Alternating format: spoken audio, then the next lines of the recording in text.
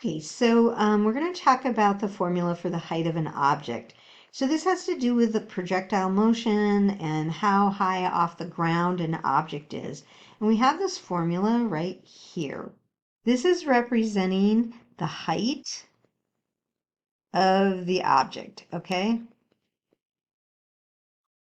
So, you're Galileo and you climb the Leaning Tower of Pisa and you throw something up in the air and it's going to fall. It's going to go up for a while and then it's going to fall because of gravity.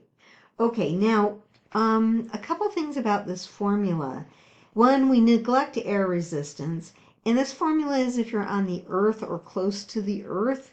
If you were on the moon or another planet, the formula would be different.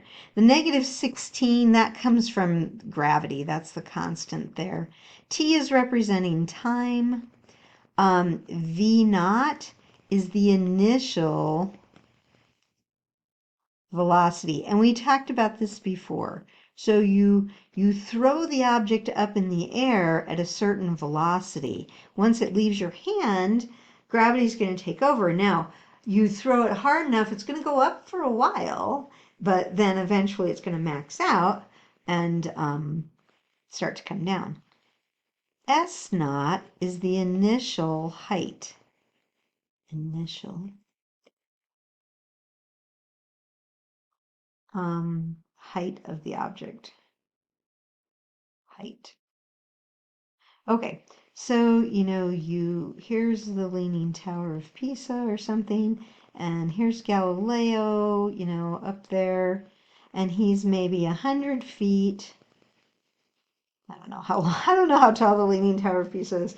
Anyway, say he's 100 feet, off the ground, then your initial height would be 100 feet.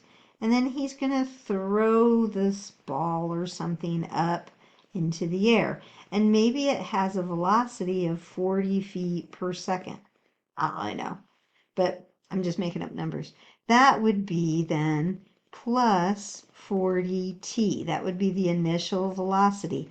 The -16t squared, that's going to stay put. And then s of t, depending on time, you're going to know where the height of the object is. So after so much time, it's going to max out and then it's going to start falling down to the ground, right?